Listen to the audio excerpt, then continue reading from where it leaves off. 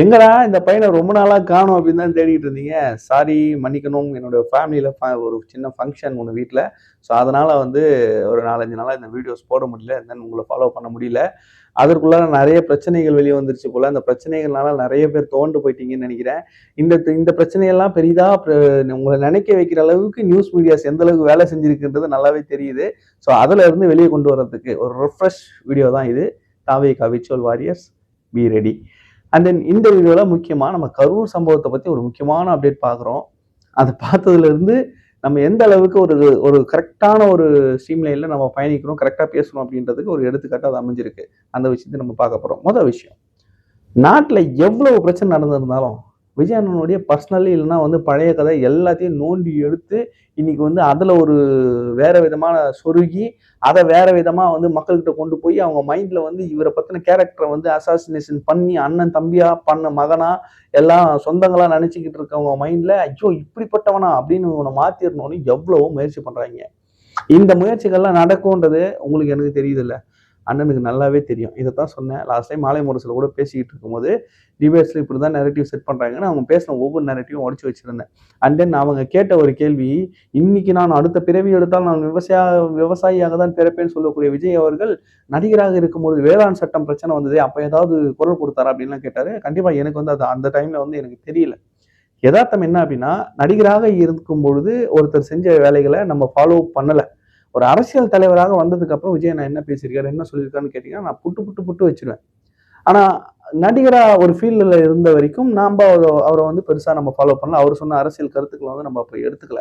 So அதனால நமக்கு ஞாபகம் வரல. இப்ப அதுவும் நமக்கு தேவைப்படுது அப்படின்றதுனால நண்பர்கள் சிலர்கிட்ட கேட்டிருக்கேன். அவங்க நெறைய விஷயம் எடுத்து போட்டிருக்காங்க. அதெல்லாம் பார்க்கும்போது பிரமிப்பா இருக்கு. ஓ! இதெல்லாம் வந்து எவ்வளவு வருஷமா அண்ணன் வந்து அரசியல் பேசியிருக்காரு நெறைய மேடைகள்ல அரசியல் பேசியிருக்காரு. நெறைய இடங்கள்ல கருத்துக்கள் சொல்லியிருக்காரு. அதெல்லாம் வந்து அரசியல் அதாவது அரசியலா அத கொண்டு போய் நம்ம வந்து சேர்க்கல, பார்க்கல அப்படின்றது தான் எதார்த்தமான உண்மை. அத நம்ம தனி கம்பைலாவே நம்ம பண்ணலாம். ஸோ அத தாண்டி என்ன நடக்குது அப்படின்னா, விஜய் அவர்களுடைய பெர்சனல் லைஃப்ல ஒரு டிவோர்ஸ் கேஸ் அவர் ஃபேஸ் பண்றாரு. அந்த டிவோர்ஸ் கேஸ் வந்து ஃபேஸ் பண்ணிக்கிட்டு இருக்க அடுத்த நாளே வந்து அவர் த்ரிஷா அவர்களோட ஒரு கல்யாணத்துக்கு போறாரு. இதுதான் ஒரு பிரேக்கிங் நியூஸா வந்து ஃபுல்லா போய்க்கிட்டு இருக்கு. ஒரு மேரேஜுக்கு எதார்த்தமா எல்லாரும் போகக்கூடியது தான். நீங்க அத நம்ம ஏற்கனவே நம்ம பேசுனோம். இதைய ஒரு நியூஸா எடுத்து போட்டு, இவர்களுக்கு என்ன ஆகும் தெரியுமா? அவர்களுக்கு என்ன ஆகும் தெரியுமா? பையன பத்தி மனசுல நினைச்சாங்களா? பசங்கள பத்தி என்ன நினைப்பாங்க? அந்த பசங்களுடைய எதிர்காலம் என்ன ஆகும்? இவ்ளோ யோசிக்கிறவங்க, அவரு சிம்பிளா சொன்னாரு. அந்த விமென்ஸ் டே ஈவென்ட் அன்னைக்கு நானும் அந்த வீடியோ பார்த்தேன். விமென்ஸ் டேல அண்ணன் பேசுனது. நீங்க பல பிரச்சனைகள வந்து உங்களுடைய பிரச்சனையா நெனச்சு நீங்க ரொம்ப ஃபீல் பண்ணிட்டு இருக்கீங்க.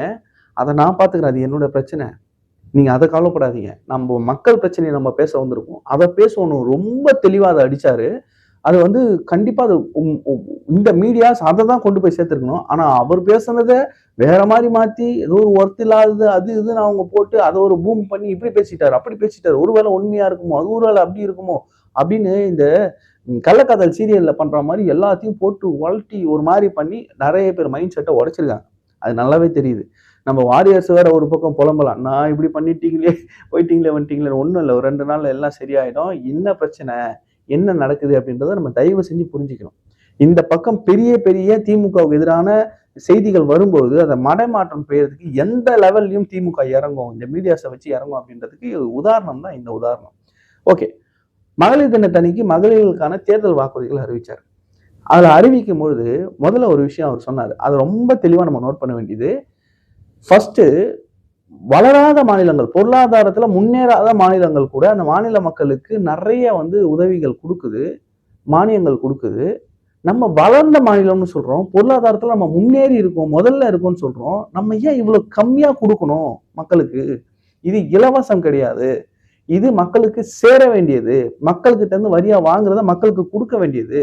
அதனால அதை ஏன் நம்ம கம்மியா கொடுக்கணும் அப்படின்ற ஒரு பாயிண்ட வச்சுட்டு இதை எப்படி கொடுக்க முடியும்ன்றதுக்கு கடைசியா ஒண்ணு சொன்னாரு. இது ரெண்டுத்துக்கும் பெரிய கேப் விட்டதுனால எல்லாருக்கும் என்ன புரிதல் ஆயிப்போச்சுன்னா, என்ன இவரும் இலவசம் கொடுக்குறேன்றாரு, இவரும் வந்து காசு கொடுக்குறேன்றாரு அப்படின்ற மாதிரி ஆயிடுச்சு. அதை நம்ம கிளாரிஃபை நம்ம பண்ண வேண்டிய ஒரு கட்டாயத்தில் இருக்கும். முதல் விஷயம் அவர் சொன்னார்ல, வளர்ந்த மாநிலமா இருக்கிற நம்ம மக்களுக்கு நிறைய கொடுக்கலாம். ஆனா ஏன் கொடுக்க முடியாம இன்னைக்கு வந்து திணறாங்க, ஏன் கொடுக்க முடியாத சூழ்நிலை இருக்குன்னா இவங்க அடிக்கிற கொள்ளை. ஒரு திட்டத்திலையும் இவங்க ஒதுக்கக்கூடிய நிதியில 30% இவங்க கொள்ளடிக்கிறாங்களே, அது இல்லை அப்படின்னா மக்களுக்கே நலத்திட்டங்களா அது போய் சேரும்.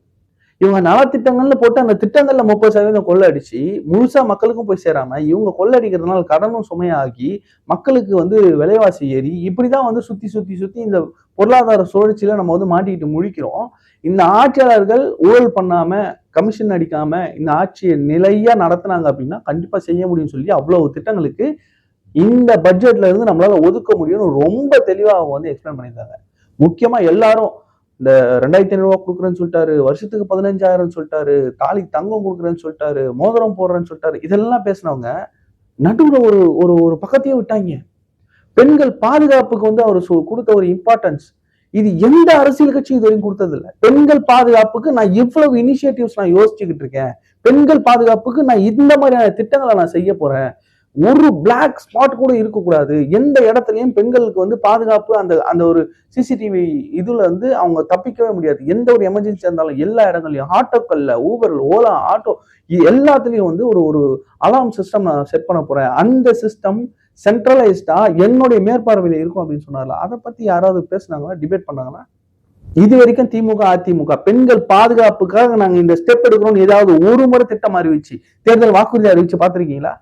ஏதாவது ஒரு கட்சி இவர் கொடுத்துருக்காருல்ல அதையெல்லாம் நோட் பண்ணல. நமக்கு என்ன ஆயிடுச்சுன்னா மீடியாஸ்ல வந்து எதை ப்ரொமோட் பண்றாங்க, அன்றும் இன்றும் அப்படின்னு இவங்க பேசினதெல்லாம் போடலாம். ஆனா அன்றைக்கு இவங்க பேசினாங்களே இன்னைக்கு இவங்க சொல்றாங்களேன்னா அதுக்குதான் தெளிவான விளக்கம் கொடுத்ததுன்னா போடுறாங்க. இவ்வளவு விளக்கம் கேட்கிற நீங்க நீட்டுக்கு விளக்குறதுக்கான ரகசியம் எனக்கு மட்டும்தான் தெரியும் ஒரு மனுஷன் சொன்னானே, சட்டையை பிடிச்சி நீங்க கேட்டுக்கணுமா இல்லையா?